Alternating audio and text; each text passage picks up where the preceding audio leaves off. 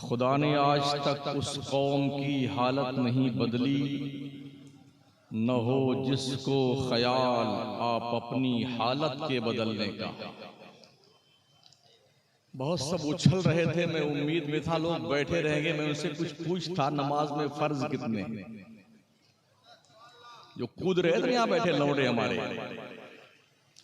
जिन्होंने हिंदुस्तान के हर जलसों का सत्यानाश कर रखा है, इन बदबख्तों के इंतजार में था, लेकिन सब भाग गए।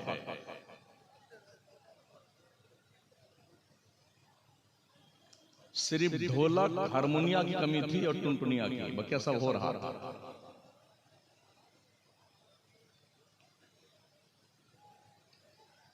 ऐसा मिजाज बिगाड़ा है लोगों तुमने,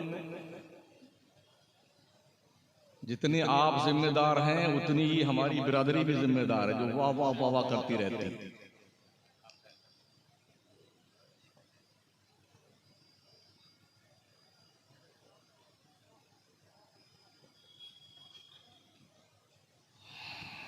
अपनी काबा की हिफाजत हमें खुद करनी है, अब अबाबीलों का लश्कर नहीं आने वाला। खुदा तुम्हें किसी तूफान से आशना कर दे कि तेरे बहर की मौजों में इनकलाब नहीं, तो इधर उधर की न बात कर, ये बता के कारवां क्यों लुटा। मुझे रहजनों से गरज नहीं, तेरी रहबरी का सवाल है।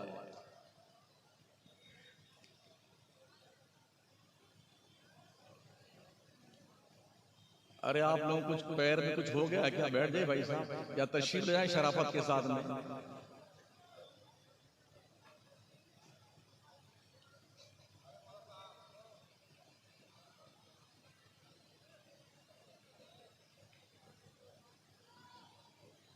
हमने जलसों को तफरीह तबाह के लिए बना लिया है, ज़हनी अय्याशी।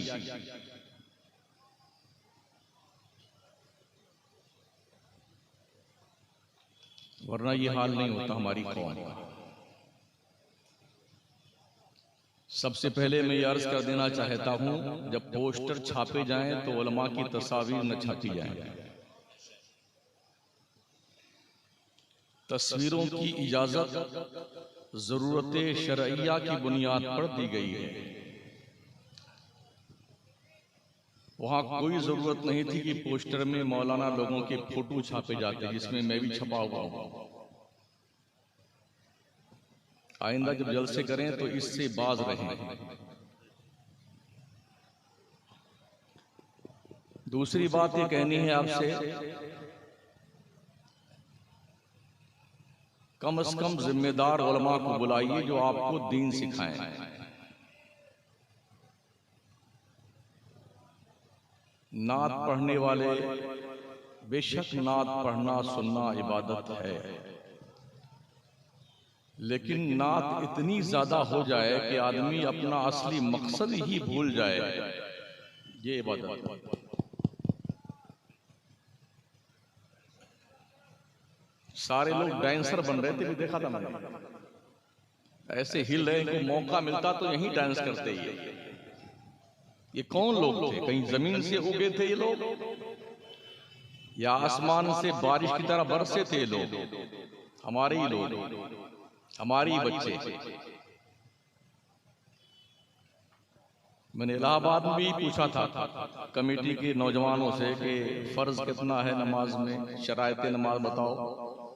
तो 15 मिनट के ऐसे मुंडी झुकाए सब बैठे रहे। मैंने कहा दीन तुम्हें गवैये नहीं सिखाएंगे, जिम्मेदार उलमा सिखाएंगे। इसलिए जिम्मेदार उलमा का सिलेक्शन किया कीजिए जो दीन की और कौम के इस्लाह की बातें करें। समझ रहे हैं? और वक्त पे बुलाइए ताकि जागते हुए लोगों को कुछ बात सुना दी जाए। रात के उस वक्त में आपसे मुखातब हूं जब तकरीर खाई जाती है, सुनी नहीं जाती है, तो थोड़ी देर के लिए हमारी तकरीर खा लीजिए, ये सोच के कि भाई सहरी का वक्त हो गया है, भले कल रोजा मत रखिएगा, मत सहरी के वक्त जो है हमारी तकरीर थोड़ी खाली लिया।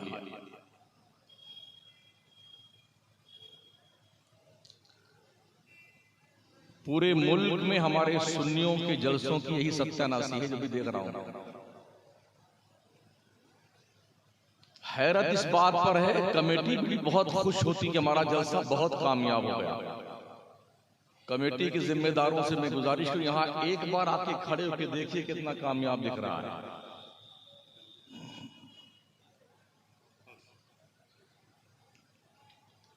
देवबंदी वहाबी अपने जलसे मगरिब से इशा तक कर लेता है, 10 बजे रात तक कर लेता है, और इतना कामयाब जलसे करता है कि आप 50 साल से सत्यानाशी कर रहे हो ना, उनके बराबर काम नहीं कर सकते हो। लोग करें वहाबियत बहुत बढ़ती जा रही है, आप काम क्या कर रहे हैं? लाखों रुपए जलसों पे खर्च करने के बाद रिफंड क्या मिल रहा है हमारी कौम को, जरा इसका प्रूफ तो दीजिए।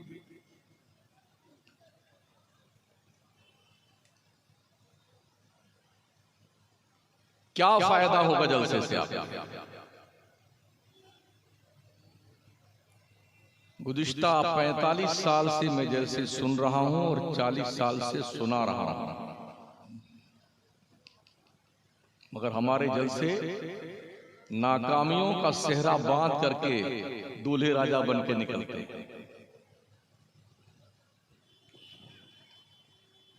सुबह फजर में भी टन मार के सोएंगे बेटे सारे सुन्नी इल्ला माशाअल्लाह, और फिर कसम खुदा कितना आया रात में, और खूब नारे लगे, खूब नारे लगे। सठिया गए हो या दिमाग की बत्ती गुल हो गई है? कामयाब जलसे किसे कहते हैं? जिस जलसे के बाद लोग गुनाहों को छोड़ करके नेकियों की तरफ अपने आप को रवां दवा कर लें, वो कामयाब जलसे होते हैं। बेनमाजी आदमी के दिल में नमाज की रगबत पैदा हो जाए, वो कामयाब जलसे होते हैं। जिसने दाढ़ी नहीं रखी है उसे शौक और ज़ौक़ पैदा हो दाढ़ी रखने का, इसे कामयाब जलसा कहा जाता है।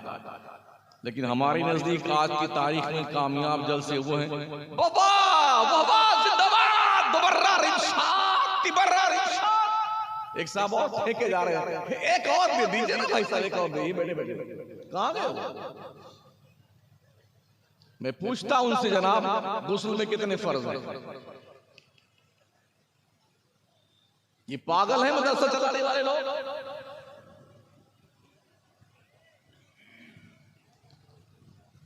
ये सूखी रोटियां खा करके कुरान अजीम के 30 पारे अपने सीने में महफूज करने वाले ये बेवकूफ है। जिन जाहिलों ने एक क्लास नहीं पढ़ी, जिन्हें शीन और काफ का पता नहीं है, उन्हें आप सर पे बिठाते हो। हक है। जिनकी रातें कुरान पढ़ने में गुजरती हैं, जिनके दिन कुरान पढ़ने में गुजरते हैं, कभी गौर किया आपने इनका रुतबा क्या है, इनका मकाम क्या है? चंदे कर लिए, जलसे कर लिए, हड़बोंग मचा ली, बहुत कामयाब जलसा हुआ। हिंदुस्तान के पाटिया से सुन्नियों तुम साफ होते जा रहे हो, वहां भी गधे की तरह पूरी सुन्नियत चरता हुआ जा रहा है। इसलिए कि तुमने अपना ट्रैक छोड़ दिया है। तुम्हें जो करना चाहिए था वो तुम करना भूल गए, नहीं छोड़ दिया तुमने करना, और तुमने ये समझ लिया कि शायद जलसे में खूब नारे लगा देना यही सुन्नियत के कामयाबी की जमानत है। रॉन्ग नंबर है, नॉनसेंस। ये जलसे की कामयाबी नहीं है, पैसे की बर्बादी है, बर्बादी।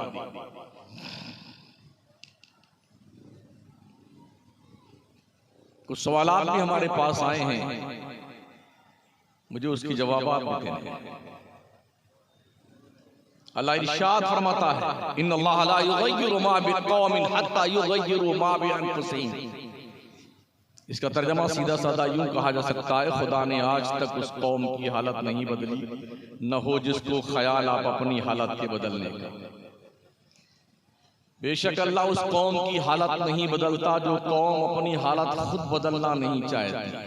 आप कहते हैं अल्लाह सब ठीक कर देगा, अबे तू तो ठीक होना चाह, पहले खुद ठीक होना चाहता नहीं, अल्लाह सब ठीक कर देगा। हमारे जलसों में डॉक्टर नहीं आते हैं, इंजीनियर नहीं आते, लॉयर नहीं आते, पढ़े लिखे लोग नहीं आते। उन्हें पता ये रात भर चिल्लाएंगे, ढोंग मचाएंगे और नारे लगाएंगे, हू हल्ला करेंगे और पूरी राष्ट्र का सत्यानाश करेंगे। इसलिए पढ़ा लिखा तबका हमारे जलसों में नहीं आता। सुन्नियों के जलसे में किसान आता है, रिक्शा चलाने वाला आता है, तरकारी बेचने वाला आता है, भैंस चराने वाला आता है, मजदूरी करने वाला आता है। बैठ लेंगे, चलो वक्त पास कर लेते हैं। पढ़े लिखे लोग नहीं आए, क्रीम तबका नहीं आए। और आप सर्वे करें मुल्क हिंदुस्तान का, डॉक्टरों की अक्सरियत वहाबी है या देवबंदी है। आपके लोग बहुत कम हैं जिन्हें सुन्नी कहा जाता है। हमें ढोल बजाने से फुर्सत नहीं, गागर उठाने से फुर्सत नहीं, उर्स करने से फुर्सत नहीं, मेला लगाने से फुर्सत नहीं, और पीर साहब की जूतियां उठा के जिंदाबाद करने से फुर्सत नहीं है। ये हमारी कंडीशन है जिससे हम पूरे मुल्क में दो चार हैं। बाज़ाब्ता होड़ लगी हुई है, कितने मुरीद किस पीर के हो जाएं। मेरे नबी ने उम्मत में 73 फिरके बताए थे, सुन्नियों में 73 नहीं बताए थे। हक है। एक सिलसिले वाला दूसरे सिलसिले वाले को बहुत ऐसे देखता है कि शायद ये मुसलमान ही नहीं है। ट्रेडमार्क अलग हो गए लोगों के यार। किसी का रंग है काला टोपी का, किसी का गुलाबी, किसी का जुब्बा ऐसा, वो देख के पहचानते अरे हमारा पीर भाई आ गया। तो ये सब कौन लोग हैं? ये मुसलमान नहीं है। दीन का फरोग नहीं चल रहा है, मुरीदी और पीरी का फरोग चल रहा है। हमारा नकीब इजलास भी खूब अशार पढ़ता पीर की शान में, शोरा भी खूब मनकबत पढ़ता। अच्छा, कोई शायर रात भर नबी की नात पढ़ता रहे, जल्दी एक बंदा नहीं उठेगा। और पीर की शान में एक मिसरा पढ़ दे ना, बेटे ऐसे नाचते हुए रुपया गड्डी गड्डी लेके आते हैं, पगला गए। ताजिया बनकर पीर बैठता है, इल्ला माशाअल्लाह। पूरी रात जलसे का तमाम तर नुक्ते कमाल उस तरफ मुतवज्जे होता है, पीर साहब पीर साहब पीर साहब। तो ये जो कौम हमारी आई घास छिलने के लिए आई। मेरे नबी ने फरमाया, जो शख्स बैठा हुआ हो और ये इंतजार करे कि लोग खड़े रह के मेरे आसपास मेरी ताजीम करें, उस शख्स को अपना ठिकाना जहन्नम बना लेना चाहिए। ये चल रहा है। नफ्स इतना मोटा हो गया है ऐसे लोगों का, और हया मर गई, हया गैरतें मर गई है लोगों की। वो इसी ताक में रहते हैं कि कौन मौलवी ने हमारी तारीफ की और कौन ने नहीं की है, किस शायर ने करी है किस शायर नहीं करी है, उसको निगाह में रखते हैं। जिस इलाके में वो इमाम होगा, मौलाना होगा, तो जुगाड़ लगाएंगे अपने मुरीदों से, इसको निकलवा तुम वक्त कैसे, इसने हमारी तारीफ क्यों नहीं की। ये चक्कर चल रहा भाई साहब। मुझसे कहा गया था आप तालीम पर क्वालिफिकेशन पे गुफ्तगू कीजिएगा। इरादा तो मेरा यही था और है भी, मगर मैं सोचता हूं कि खुदावंदा ये तेरे सादा दिल बंदे किधर जाएं कि दरवेशी भी अय्यारी है, सुल्तानी भी अय्यारी। किसको समझाएं तालीम क्या है इन खाली खाली कुर्सियों को? किसको समझाएं दुनिया क्वालिफिकेशन की बुनियाद पर चांद पे कमंदे डाल रही है इन खाली खाली कुर्सियों को? किसको समझाएं दुनिया मार्केटिंग के मैदान में मुसलमानों से लाखों मील दूर जा चुकी है। हमसे आगे किसको समझाया जाए? हमारी दुकान पंचर की है, पान की है, गोली मूंगफली की है, पॉलिश करने वाले की है, हजाम की दुकान हमारी जिंदाबाद, क्या कहना। और बिरादराने वतन की दुकानें आप देखिए, ये दिन क्यों आए हमारे? कभी सोचा, कभी गौर किया? वैसे जिस वक्त मैं बैठा हूं, आपसे मुखातब हूं, ऐसा ही है जैसे किसी गुंबद पर अखरोट गिराए जाएं तो गुंबद के ऊपर एक भी नहीं रुकता, सब नीचे में आता है। अब कितना पल्ले पड़ेगी मेरी तकरीर आज की आपके, मुझे कुछ पता नहीं है। अभी मैं तकरार कर रहा हूं आपसे, तकरीर शुरू नहीं करी। थोड़ा टेम्परेचर नाप लूं आपका कितना डिग्री है तो गुफ्तगू करूं मैं आपसे। चूंकि पूरे मुल्क में जाता हूं, इसलिए पूरे मुल्क के हालात का मुझे अंदाजा है। हर जगह मुसलमान इसी तबाही का शिकार है, हमारा सुन्नी मुसलमान। गैरों के यहां यह बात नहीं है, बड़ा सिस्टमेटिक जलसा करते हैं और पोस्टर में 8 लाइन में अलकाब नहीं लिखते हैं वो। हमारे यहाँ तो 5 लाइन में अल्लामा, फहामा, खतीबे दौरा, और ये फलाने हैं, फाते हिंदुस्तान, फाते पाकिस्तान, फाते कब्रिस्तान, जाने क्या क्या। उसके बाद इसमें गिरामी तशरीफ लाता है, पढ़ने वाला भूल जाए इसमें हजरत कौन है।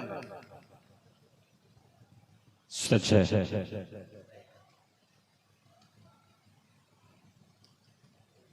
दोस्ताने मोहतरम, अजीजाने गिरामी, अगर हमने जल्द ही होश के नाखून नहीं लिए तो कुछ बचेगा नहीं बचाने के। ये जो 2 चंद दिखते हैं ना, ये भी गायब हो जाएगा। वहाबी जमीन से उगा नहीं है और ना बारिश की तरह बरसा है, हमारी ही कंपनी से टूट टूट करके वहाबी बने। सुन्नियों की जमात से निकल कर देवबंदी बने। क्यों? इसलिए कि हमने कुछ नहीं समझाया अपनी कौम। 50-60 साल से जलसा सुनने वाले से अगर पूछ लिया जाए वाजिबात नमाज क्या है, फराइज नमाज क्या है, शरायत नमाज क्या है, शायद कोई बता सके हमारी कौम में। तो फिर मुझे बताइए इस जलसे का क्या मकसद होगा, क्या फायदा होगा? हम इतनी दूर से आए मकराना से, किराया लगता नहीं लगता है, कुछ नजराने फजराने भी देते हैं, खर्चा होता है ना पब्लिक का, कौम का। तो हमसे क्या तवक्को रखते हैं आपके, हम क्या आपको सुनाएं? जन्नत का टिकट देके जाएंगे आपको? हमारे यहाँ ये अलमिया है, जो आता ना सुन्नी जन्नती मुसलमानों, तेरे बाप की जन्नत है, बड़ा सीना ठोक के कह रहा है जन्नती मुसलमान। ये तो उस वक्त मालूम पड़ेगा जब तुम मरोगे। अगर ईमान पे मरे तो जन्नती होने का मामला है, और नहीं मरे ईमान पे तो धक्का मार के जहन्नम में ढकेले जाओगे। अभी हम मरे नहीं हैं, इसलिए कन्फर्म नहीं है क्या हाल होगा हमारा। तवज्जो है आपकी? खुदा ने आज तक उस कौम की हालत नहीं बदली, न हो जिसको ख्याल आप अपनी हालत के बदलने।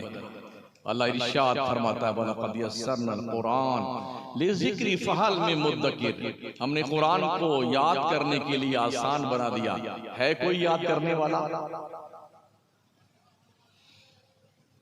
पूरी दुनिया में सबसे ज्यादा पढ़ी जाने वाली किताब का नाम कुरान, और सबसे ज्यादा रिसर्च की जाने वाली किताब का नाम कुरान। अपने भी पढ़ते हैं, बेगाने भी पढ़ते हैं। इसी को रिसर्च करके दुनिया आगे बढ़ रही है। बकिया दुनिया के पास कुछ है नहीं जो खजाना है वो आपके पास है, एक किताबी शक्ल में है, जो किताब बाज़ाब्ता तौर पे जुज़दान में रुखे ज़ेबा को छुपा के ताक पर तशरीफ रखती, उसे कुरान कहते हैं। कुरान के नुज़ूल का मकसद क्या है? अल्लाह फरमाता है इन हाज़ल कुरान यहदी लिल्लती ही अक़वम, बेशक ये कुरान पूरी दुनिया की रहबरी के लिए तशरीफ लाया है। कभी पढ़ा आपने रहबर की हैसियत से कुरान को? अखबार चाटने वालों, मतन हाशिया बैन सुतूर सब खा जाने वालों, और होटलों पे बैठ के चौपाल लगा करके दुनिया के इंसानों को डायरेक्शन देने वालों, कभी कुरान भी पढ़ लिया करो, तुम्हें पता चले तुम्हारे रब ने तुम्हें क्या कहा है। पढ़ा करो कुरान। कुरान सिर्फ तुम्हारे मुर्दों की बख्शिश करवाने नहीं आया, कुरान तुम्हें जमीन से उठा के अर्श की बुलंदियों तक ले जाने के लिए आया है। कुरान तुम्हें कारे मजल्लत से निकाल करके इज्जतो आबरू के नुक्ते कमाल पे भेजने के लिए आया है। कुरान तुम्हें तुम्हारी डूबती हुई कश्ती को साहिले मखसूस से हमकिनार करने के लिए आया है। कभी पढ़ तो सही कुरान बंदे। हमारे नबी की तशरीफ आवरी से पहले दुनिया ने तरक्कियात के जीने तय नहीं किए थे, इसलिए कि तरक्कियों के सारे दरवाजे कुरान के पास मौजूद थे। मेरे हुजूर के आने से पहले दुनिया ने आइटम बम नहीं बनाया, लॉन्चर नहीं बनाया, मिसाइल नहीं बनाया, पेट्रियट नहीं बनाए, स्कट मिसाइल नहीं बनाए, पेट्रोल डीजल गैस और घासलेट नहीं तलाश किया। हमारे नबी की तशरीफ आवरी से पहले दुनिया ने मादनियात के खजाने नहीं निकाले। हमारे नबी की तशरीफ आवरी से पहले दुनिया ने सितारों की गर्दिश का पता नहीं लगाया। हमारे नबी की तशरीफ आवरी से पहले सूरज के शुआओं को गिरफ्तार नहीं किया। हमारे नबी की तशरीफ आवरी से पहले चांद पे प्लॉटिंग नहीं की गई। हमारे नबी की तशरीफ आवरी से पहले ये पता नहीं लगाया जा सका कि ये सितारे पैदा कब होते हैं, इनकी उम्रें कितनी कितनी हैं, बूढ़ा कब होता है, जवान कब होता है, मरता कब है। ये सारे तरक्की के दरवाजे कुरान की दहलीज़े करम से खुलते हैं। जिस कौम के पास इस खजाने की चाबी है वो कौम गवैया बन गई है, नचनिया बन गई है, ढोलक बजाने वाली बन गई है, मक्कार बन गई है, बदमाश बन गई है, आवारा फिक्र की मालिक बन गई है। तरक्की मुल्क की कौम हिंदुस्तान की मुस्लिम कौम की कहां से होगी? तलाशो अपने आप को, कहां खड़े हुए हैं आप, ढूंढिए अपने आप। हमारे पास जन्नत का टिकट नहीं है। अगर आप इस फॉर्म में हैं कि हम खान साहब हैं, हम अंसारी साहब हैं, हम फलाने डकाने साहब हैं, इस्लाम में कोई साहब नहीं होता है, एक ही साहब होता है।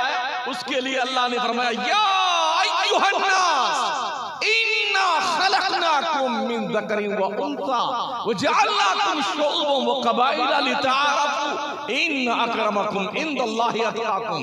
ए लोगों, हमने तुम्हें एक माँ और एक बाप से, एक मर्द एक औरत से पैदा किया है। हमने तुम्हारे गिरोह और कबीले बनाए हैं ओनली फॉर इंट्रोडक्शन। तुम में का बड़ा आदमी वो है जो अल्लाह से सबसे ज्यादा डरता है।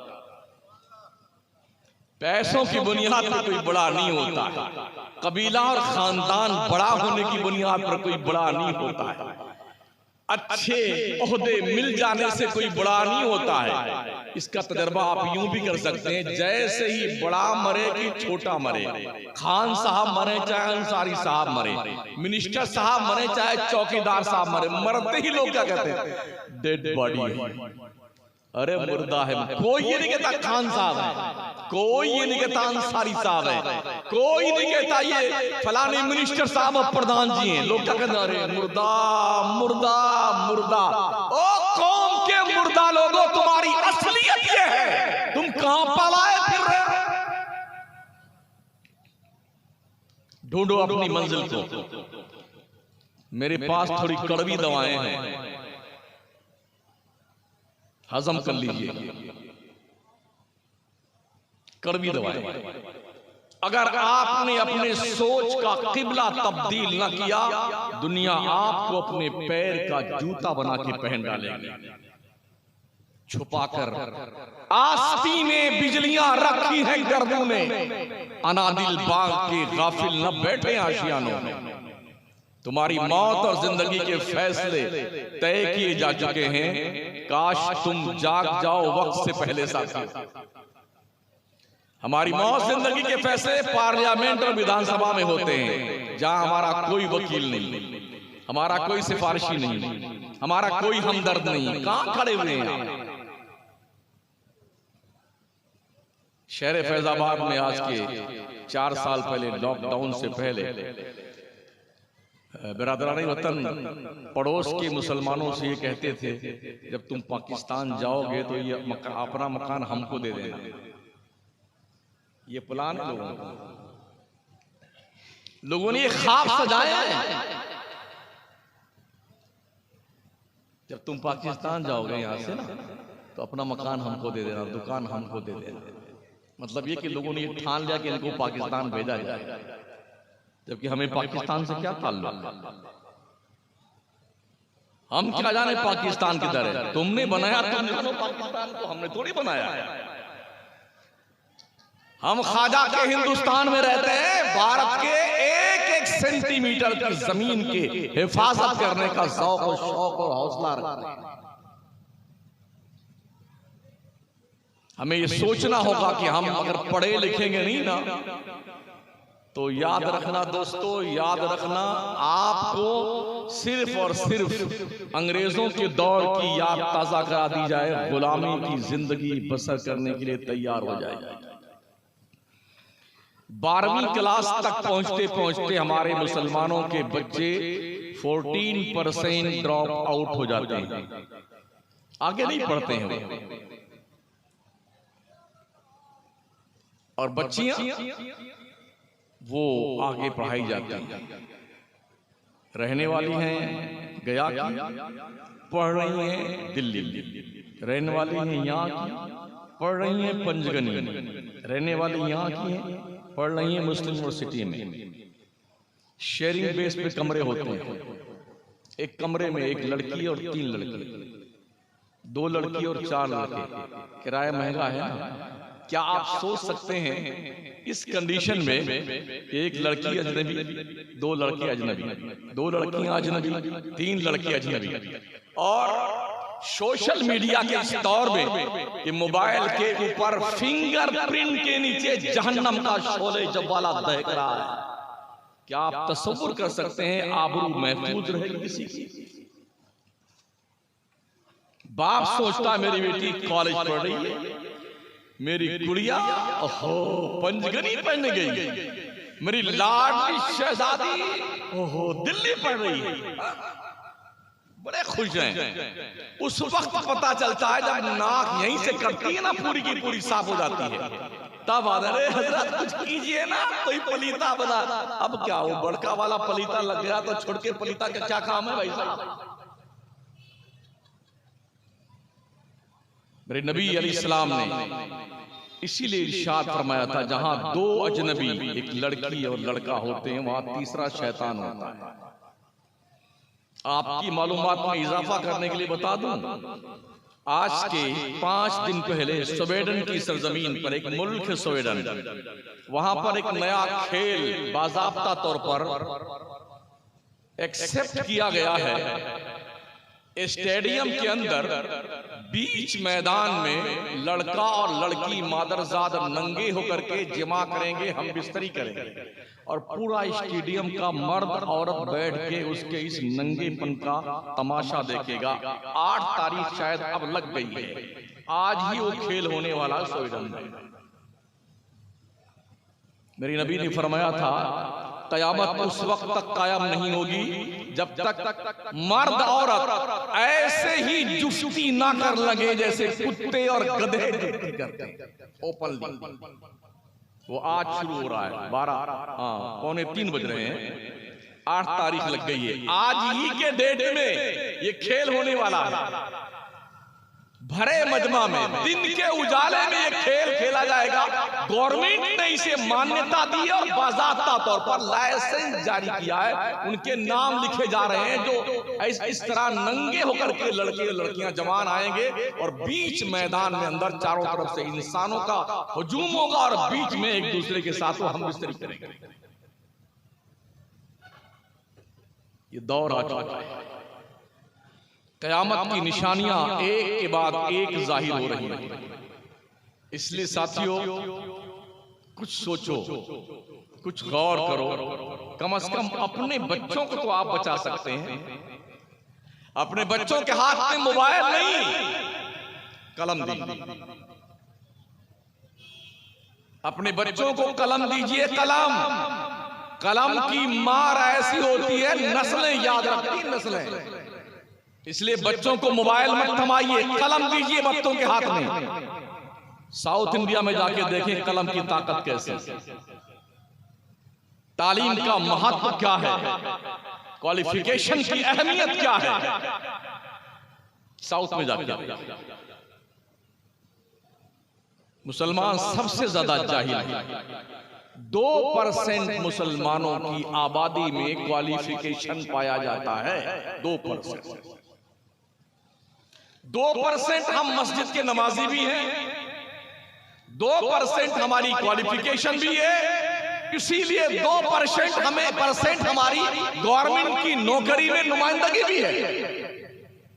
मतलब ये जैसे तुम्हारी दाल भात वैसी हमारी फातिहा। हमने पढ़ना छोड़ दिया, कभी हम पढ़ते थे। आज के 500 साल पहले पूरी दुनिया का इंसान जंगल में कुत्ते बिल्ली मारता फिरता था। इल्म अगर कहीं था तो वो सिर्फ मुसलमानों के पास था। क्वालिफिकेशन सिर्फ मुसलमानों के पास थी। और जब तक मुसलमानों के पास तालीम थी, मुसलमानों ने दुनिया के 3 बर्रे आजम पर बैक वक्त हुकूमत की है। हुकूमत करना है, पढ़िए। तालीम का कोई विकल्प नहीं है। तालीम पैसे से खरीदी नहीं जाती है, वरना हर जाहिल अल्लामा बन जाता है। हमने देखा है बड़े बड़े शहरों में अरबपति आदमी है, भंगार है, चिंदी की दुकान है, बड़े बड़े गोदाम के मालिक हैं, मगर जब सिग्नेचर करने की बारी आती है तो जैसे टिटहरी की टांग नहीं होती, ऐसे करता है। तालीम ज़ालिका फ़ज़्लुल्लाह युतीहि मन यशा, ये अल्लाह का फजल है, जिसे चाहता अता फरमाता। जो बोझ पहाड़ बर्दाश्त न कर सका, वो बोझ मुस्लिम कौम के इन 7 बच्चों ने अपने सीने पे बर्दाश्त किया।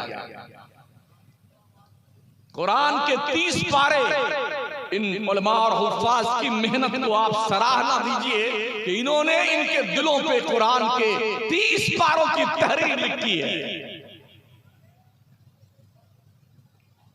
जानती है कौन है? अल्लाह के नबी फरमाते हैं, तालिबान उलूम नबविया के पैरों के नीचे फरिश्ते पर बिछाते हैं। इनका मकाम समझा? आका फरमाते हैं, खैरुकुम मन तअल्लमल कुरान व अल्लमा, तुम में का सबसे बेहतर आदमी वो है जो कुरान सीखता है, कुरान सिखाता है। ओ कॉन्वेंट की लाइन में लगने वालों, जैसे आज तुम कॉन्वेंट स्कूल की लाइन में लग के डोनेशन दे करके, जी हुजूरी करके अपने गुड्डू मियां का एडमिशन करवाते हो ना, ऐसे कभी यूरोप का अंग्रेज करतबा के मदरसे में लाइन में खड़ा रह करके मदरसे में एडमिशन कराने के लिए आता था। और जब उसका मदरसे में एडमिशन होता था ना, तो यूरोप में खुशियां मनाई जाती थी, हमारे बच्चे का एडमिशन मदरसे में हो गया। और फिर जब वो पढ़ के जाता था तो और खुशियां मनाई जाती थी। दुनिया ने हमें, दुनिया को हमने चलने का शऊर दिया है, दुनिया को हमने जमीन के पैमाइश का मैप दिया है, नापने का इल्म दिया है। दुनिया को हम मुसलमानों ने जमीन के अंदर पाए जाने वाले खजानों का पता बताया है। दुनिया के सबसे बड़े बड़े और सबसे पहले साइंटिस्ट मुसलमान थे। आज हमारी कौम का स्कूल का स्टूडेंट, कॉलेज पढ़ने वाला, यूनिवर्सिटी में पढ़ने वाला बड़ा ताज्जुब में, अरे यार आइंस्टाइन कितना काबिल आदमी था, गैलीलियो कितना माइंडेड आदमी था। महोदय जी अपनी तारीख पढ़िए, ये गैलीलियो और आइंस्टाइन मुस्लिम साइंसदानों के दहलीज पे बैठ के कशको ले गदाई लेके भीख मांग करके साइंटिस्ट बने। पढ़िए अल-बैरूनी को, पढ़िए इब्न सीना को, पढ़िए खवारज़मी को। सैकड़ों वो साइंसदान मुस्लिम हैं जिन्होंने दुनिया को जीने का शऊर दिया है, जिनकी किताबें आज भी कैम्ब्रिज यूनिवर्सिटी में पढ़ाई जाती है, मुस्लिम साइंसदानों की किताबें लिखी हुई। हम घसियारे बन गए, गवैये बन गए और उछलने कूदने वाले बने, वबा वबा करके अपनी जिंदगी जमाने वाले बन गए, तो दुनिया ने हमें पैर की जूती बना दी। ये हालात हमारे, इसका जिम्मेदार कोई नहीं है, आप खुद हैं। उलमा बेचारे बड़ी मेहनत से छोटे छोटे मदरसे चला रहे हैं, छोटे छोटे मदरसे बड़ी जान फशानी से, और यहाँ भी कोई चंदा उंदा लेने आ जाए ना तो ऐसे लगता कि मौत आ गई सेठ साहब को, मौत आ गई।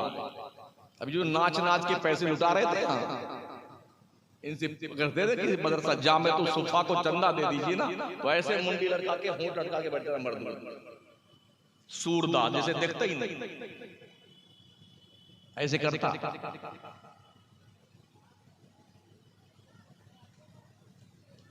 अगर दिमाग शरीफ की बत्ती जल रही है आपकी और कुछ होश है आपको, तो आइंदा जलसे करने का शऊर सीखिए, जलसा होता कैसे है। और जलसे 12 बजे से 1 बजे तक फुल स्टॉप कर दिए जाएं, ताकि आदमी तकरीर सुन भी ले, जाके सो भी ले, फजर की नमाज भी पढ़ ले और धंधा बिजनेस और नौकरी पे जाए तो ऊँघता न रहे वहां पे वो। इस तरह मैनेज कीजिए जलसों, वरना होता यह है यार रात में जलसे में ना गए होते तो नींद नहीं आती, काम कम करता, जमाई ज्यादा लेता, कभी बैठ जाएगा सुस्त होकर के। और जलसों में ऐसे खुतबा का सिलेक्शन कीजिए जो मिनी खतीब हो, मिनी खतीब से मुराद मुदर्रिस भी हो और खतीब भी हो, जो कुरान और अहादीस की रोशनी में आपसे मुखातब हो, तजर्बात की रोशनी में आपसे मुखातब हो, आपकी इस्लाह का कुछ मैसेज और पैगाम दे के जाए, ऐसे खतीबों का सिलेक्शन कीजिए, इस्लाम पे गुफ्तगू करने वाले। वरना इस्लाम से खारिज करने वाले तो बहुत सारे लोग हैं। दाखिला रजिस्टर किसी के पास नहीं, सिर्फ खारजा रजिस्टर, तुम इस्लाम से खारिज, तुम मसलक से खारिज, तुम मसलक आला हज़रत के दुश्मन।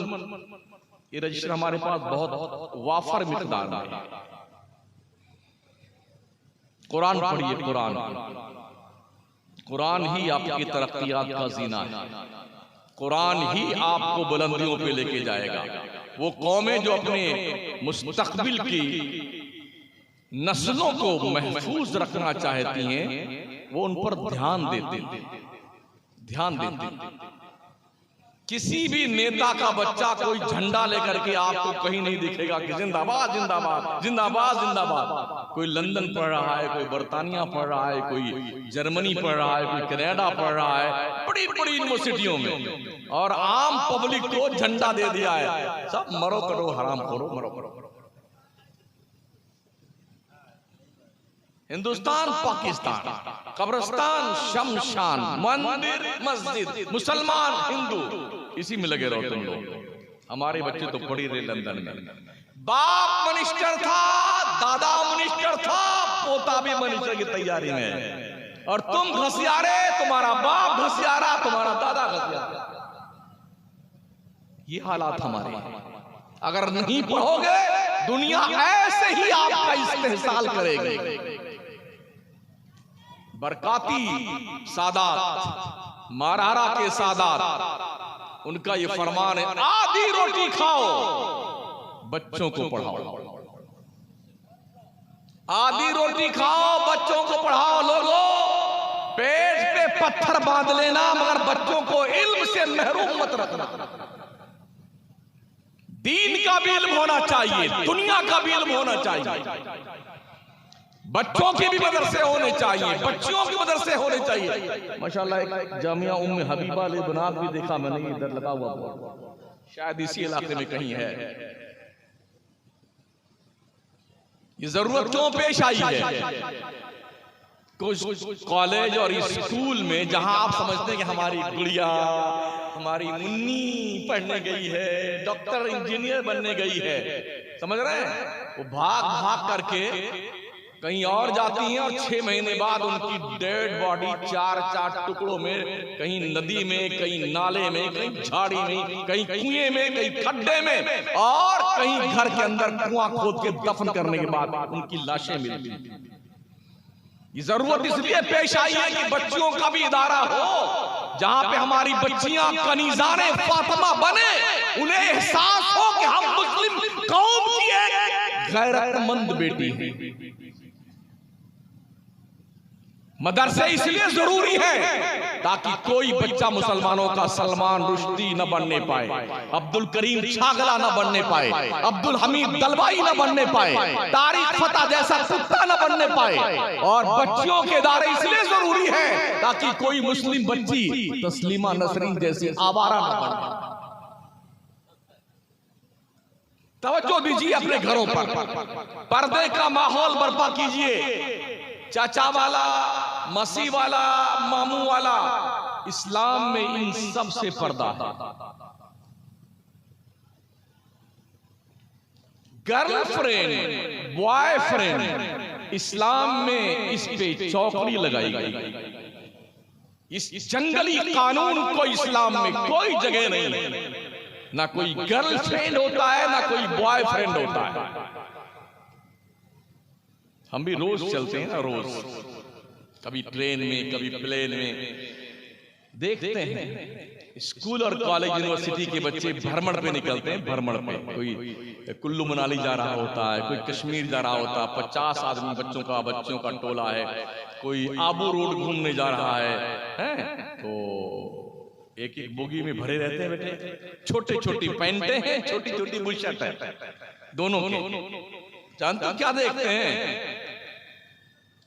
किसी को पता नहीं कि मेरा गुड्डू कहाँ है, मेरी गुड़िया कहाँ है। और ट्रेन में, प्लेन में वो उसका गाल नोच रहा है, वो उसका टॉपर खींच रहा है, वो उसकी पैंट खींच रहा उतार करके। आप खुश हैं कि मेरी गुड़िया कैम्ब्रिज यूनिवर्सिटी में पढ़ रही है, जामिया मिल्लिया में पढ़ रही है। महोदय जी, खबरगिरी कीजिए अपने बच्चियों की और अपने बच्चों की, कहीं ऐसा ना हो तुम्हें उस वक्त होश आए जब तक तुम्हारे पास कुछ बचाने के लिए ना बचे। इस्लाम के करीब आई, इस्लाम के दामन में पनाह लीजिए, दीन पढ़िए, मदरसों को फरोग दीजिए, बाइज्जत जिंदगी गुजारी। आज के तकरीबन 8 साल पहले दिल्ली की जामिया मिल्लिया, JNU और कई यूनिवर्सिटीज के बच्चे और बच्चियां धरने पे बैठे थे कि हमें समलैंगिक का परमिशन दिया जाए। समलैंगिक का मतलब होता है लड़का लड़के से शादी कर ले, लड़की लड़की से शादी कर ले। क्या कहेंगे कौम के उन बेगैरत जजों को? दिल्ली की उच्च न्यायालय ने यह फैसला सुनाया कि हिंदुस्तान में समलैंगिक की परमिशन दी जाती है, लड़का लड़के से शादी कर ले और लड़की लड़की से शादी कर ले। कहां बैठे हैं ये कोर्ट में बैठे हुए जज, जिनको इस बात की गरिमा का एहसास नहीं है। उन्होंने क्या घास छीला था पढ़ लिख करके? शादी का मकसद क्या है, रीजन क्या है? चाहे वो हिंदू लॉ हो या मुस्लिम लॉ हो, शादी का एक ही रीजन है, बच्चे पैदा हो, नस्लें फरोग पाएं, हमारी नस्ल की अफजाइश हो। ये मकसद शादी का है। लड़का लड़की से शादी, लड़के से शादी करेगा और लड़की लड़की से शादी करेगी, तो कौन सी नस्ल मार जाएगी? मैं पागलों की बात नहीं करता हूं, घसियारों की बात नहीं करता हूं, हाई कोर्ट में बैठ करके फैसला देने वाले गधे जजों की बात करता हूं, जजों की, जिन्होंने फैसले सुनाए 4 साल पहले, लॉकडाउन से पहले। तो सिर्फ स्कूल में डाल करके अपने बच्चों को मुतमईन ना हो जाएं, उनकी एक्टिविटीज पे ध्यान रखा कीजिए, उनके मोबाइल की स्क्रीन चेक किया कीजिए, उनकी चैटिंग का जायजा लिया कीजिए। अचानक स्कूल पहुंच जाया कीजिए, स्कूल की कैंटीन में जाया कीजिए, हैं, ताकि पता चले रॉन्ग नंबर तो नहीं जा रहे हैं आपकी औलादें। यही होता है, पहले आइसक्रीम खिलाई जाती है, फिर गोलगप्पे खिलाए जाते हैं, और फिर बिरयानी खिलाई जाती है होटलों पर जाके, हाँ, और फिर उसके बाद मोहब्बत की पेंगे बढ़ाई जाती है।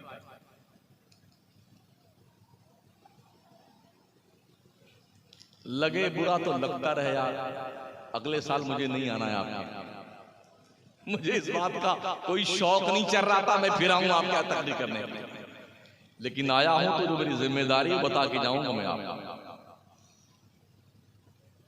इस्लाम ने अपने मानने वालों को हुक्म दिया, बंदो सुनो सुनो, नून वल कलमी वमा यस्तुरून, कसम है कलम की, कलम जो कुछ भी लिखता है, रब ने इस कलम की कसम उठाई, दम है इस कलम में। जब जज सिर्फ कलम ही चलाता है, वकील कलम ही चलाता है, सीआईडी कलम ही चलाता है, इंटेलिजेंस ब्यूरो कलम चलाता है, खुफिया विभाग कलम चलाता है, और जिंदगियां तबाही के दहाने पे डाल देता है। मगर इस्लाम ने कलम की कसम उठाई रब ने, इसलिए कि इस कलम से कोई गुनाह का काम सरजद ना हो, इस कलम से हमेशा अच्छी बात लिखी जाए, इस कलम से दुनिया को जमीन से उठा के आसमान पे बिठाने का काम लिखा जाए, इस कलम से दुनिया के इंसानों के मुहज्जब बनने की तहरीर लिखी जाए, इसलिए इस कलम का मकाम। पढ़िए कुरान के साथ, अल्लाह का सबसे पहला मैसेज हजरत ईसा के आसमान पर उठाए जाने के 571 साल के बाद, जब अल्लाह पहली बार अपने बंदों से मुखातब हुआ, अपने नबी के तवस्सुत से गारे हिरा में जिब्रील पहला मैसेज अल्लाह की तरफ से लेके आए, तो जानते हो मैसेज क्या था? क्वालिफिकेशन का, ग्रेजुएशन का, पढ़ने का, लिखने का, ज्ञान का, साक्षरता का।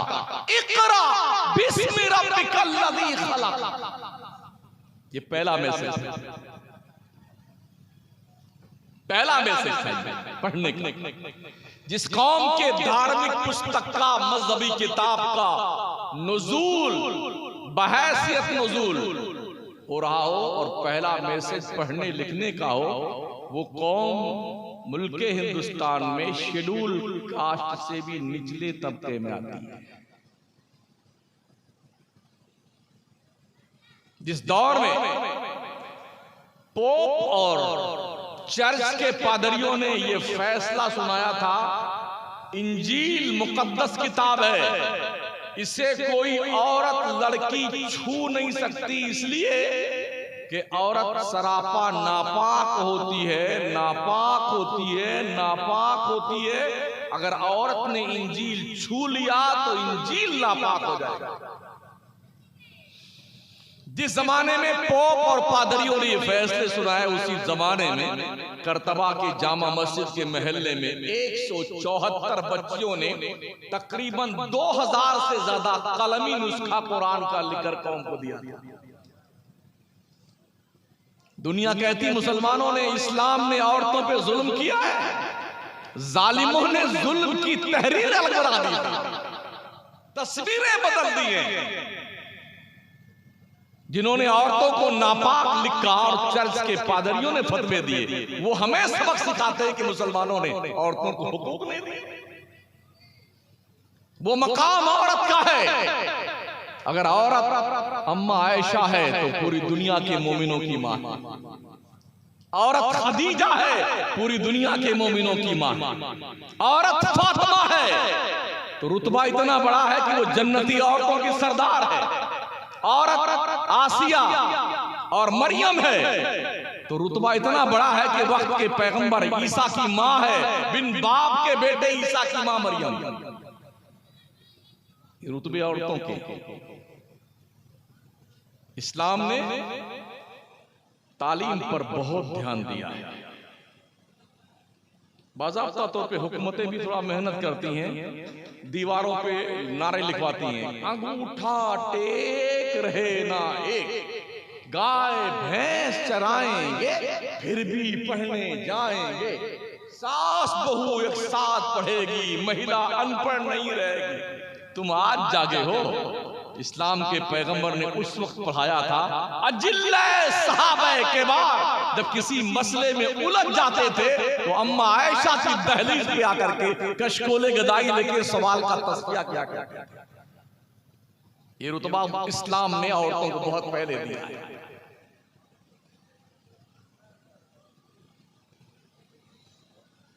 3 बज गए हैं, गोया 35 मिनट की मेरी तकरीर हो चुकी।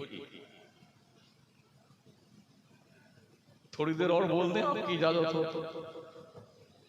मेरे पास लतीफा नहीं है कि मैं आपको हंसाऊं।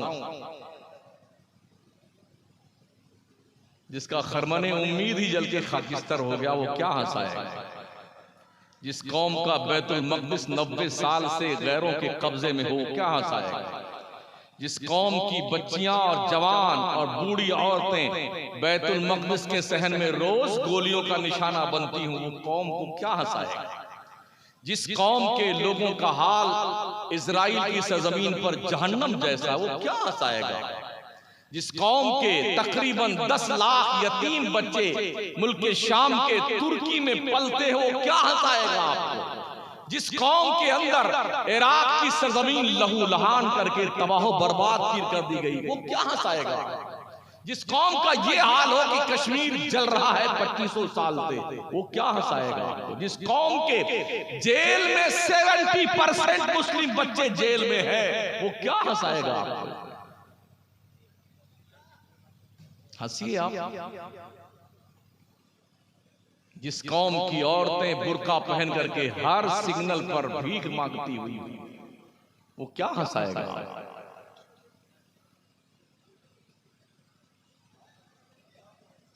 जिस कौम के ये हालात है कि वो अपने मजहब तक को नहीं जानती, जो कौम, उसे हंसाया जाए। शुगर के मरीजों को थम्सअप पिलाऊं, मैरिंडा पिलाऊं, माजा पिलाऊं, बर्फी खिलाऊं, हार्ट के पेशेंट को चर्बी की बोटी खिलाई जाए, ये मुझे नहीं आता है।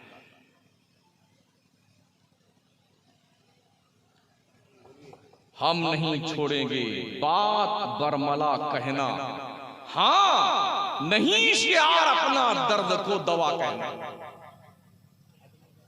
हमें एंटीबायोटिक दवा देनी नहीं आती है, जहां जख्म है उसी की सफाई करके मरहम लगाना हमारा काम है, ताकि मर्ज जल्दी ठीक हो। पूरे मुल्क में तन्हा इस नौयत का मैं अकेला मुकर्रिर हूं। बहुत सारे मौलवी भी बहुत घबराते हैं मुझसे, और पीरों की भी हवा टाइट रहती है, और शायरों की पुंगी बजी रहती है बेटों की। एक एक शायर एक एक शेर 10-10 मरतबा पढ़ता है, तुम्हारे कान पे बोझ नहीं लगता। वक्त कितना कीमती है, कौम मुस्लिम के पास इस बात का एहसास मर गया है। बॉम्बे जैसी सरजमीन पर आदमी को चाय पिलाने की फुर्सत, जब कभी जाके देखिए आपको ये रिश्तेदार वहां रहता हो ना, कितनी जल्दी आपको चाय पिला के फुर्सत ले लेता है। वो यहाँ जाना है, वहां जाना, वहां जाना, ट्रेन पकड़ना छूट जाएगी, ये नुकसान होगा। क्या वक्त के कीमती होने का एहसास खत्म हो गया? अगर आपने 70 साल की उम्र तक नमाज के ढंग और तरीके नहीं सीखे, तो क्या मरने के बाद जब मुनकर नकीर आएंगे कब्र में तुम्हें नमाज का ढंग सिखाने के लिए? इस इंतजार में आप हैं। क्या ये कह के आप छुट्टी पा जाएंगे अल्लाह की बारगाह में, या अल्लाह मुझे तो नमाज नहीं आती थी इसलिए मैंने नहीं पढ़ी, मुझे रोजा रखने का सलीका नहीं पता था इसलिए रोजे हमने नहीं रखे? क्या ये कह के आपको छुट्टी मिल जाएगी? अल्लाह ने खेत जोतने के लिए तुम्हें नहीं पैदा किया। धंधा बिजनेस करने के लिए नहीं पैदा किया महोदय जी। अल्लाह ने क्या फरमाया सुनो, वामुर अहलका बिस्सलाति वस्तबिर अलैहा ला नस्अलुका रिज़्क़ा नहनु नरज़ुकुक वल आक़िबतु लित्तक़वा। अपने घर वालों को नमाज पढ़ने का हुक्म दिया करो और तुम खुद भी नमाज पढ़ते रहा करो। हमने तुम्हें रोजी कमाने के लिए नहीं पैदा किया है। अल्लाह कहता रोजी हम तुम्हें देंगे, परहेजगार बंदा परहेजगार बन जा, मेरा तकवा पैदा कर ले, मेरा डर पैदा कर ले। इसलिए जब नमाज, पहली बात तो हमारा मुसलमान नमाज पढ़ने कम ही जाता है। ये सोच रखा है नमाज तो वहाबियों के लिए, हमारे लिए क्या है? ताजिया बाबा हैं, अल्लम है, बल्लम है, ढोल है, ताशे हैं, नगाड़े हैं, टुनटुनिया है, झुनझुनिया है, उर्स है, गागर है, डबल कव्वाली, तिबल कव्वाली, इधर शाह एक कव्वाल है, इधर एक कव्वाला है। सज धज के ये शराबी कुत्ते आते हैं और हमारी कौम पूरी रात नई नई गड्डी बैंकवा से लेके आती है। अरे वाह वाह वाह, क्या बात है, जिंदाबाद, दोबारा इरशाद। और एक को मर्तबा अगर कव्वाला नाम लेने उस पगलाए हुए सेठवा का ना, तो वो और नाच के घूमता, क्या नाम ले लिया मोहतरमा ने। मैं करंट इश्यूज पे गुफ्तगू करता हूं, बाउंसर नहीं फेंकना मुझे आता। जिन हालात से हम दो चार हैं हम उसका इलाज कर रहे हैं। अगर तुम किसी मजार पर एक बार भी जिंदगी में ना जाओ, अल्लाह कभी नहीं पूछेगा तुमसे तुम फला मजार पे क्यों नहीं गए। तुमने जिंदगी में एक बार फातिहा नहीं दिलाई, अल्लाह कभी नहीं पूछेगा तुमने फातिहा क्यों नहीं दिलाई। तुम किसी से मुरीद थे कि नहीं थे, अल्लाह कभी नहीं पूछेगा तुम किससे मुरीद थे। अल्लाह ये जरूर पूछेगा रोज़े महशर कि जाग उदास बुअद अव्वली पुरशिशे नमाज बुअद। सबसे पहले नमाज के बारे में अल्लाह पूछेगा। हदीस शरीफ में आका अलैहिस्सलाम के फरमान आली शान का मफहूम सुनिए। आका फरमाते हैं जब तक बंदा अल्लाह को ये ना बता देगा उसने जिंदगी कहां और कैसे गुजारी है, उसे कदम उठाने का हुक्म नहीं दिया जाएगा। और कोई बाईपास रास्ता भी भागने का उधर नहीं है। अगर इस चक्कर में हो ना कि बाईपास से भाग लेंगे तो मरते ही डेड बॉडी नाप के कब्र बनाई जाती है मियां जी। हाँ, जेब में कफन में जेब भी नहीं होती आपके यहाँ। हमारे इलाके में तो कफन में जेब होती नहीं भाई साहब। चलो अब्बा मर गए हैं तो दो चार जेब में 1-2 लाख रुपया रख देते हैं, अंदर कुछ परचेटिंग कर लेंगे जाकर। जो पहना हुआ सब उतार लेते हैं, अलग से कपड़ा लेके आए, नापा डेड बॉडी को और ऐसा पैक किया ना,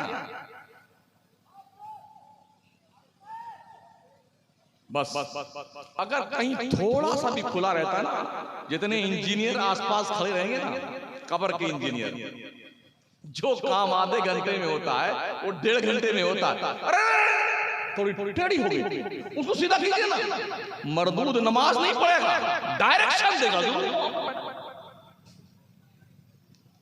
इतना भी सुराख है ना तो जल्द बंद कीजिए, वो गीली मिट्टी उठाई बंद कीजिए, ऐसा पैक कर देते हैं। आज तक किसी ने एक ट्यूब लाइट नहीं लगाई। अब हुजूर अंधेरे घर में कैसे आराम फरमाएंगे। बरेली के कलंदर ने इरशाद फरमाया, अंधेरा घर अकेली जान दम घुटता दिल उठता था, खुदा को याद कर बंदे वो साथ आने वाली। सोचा कभी काली कोठरी में कैसे गुजरना हो।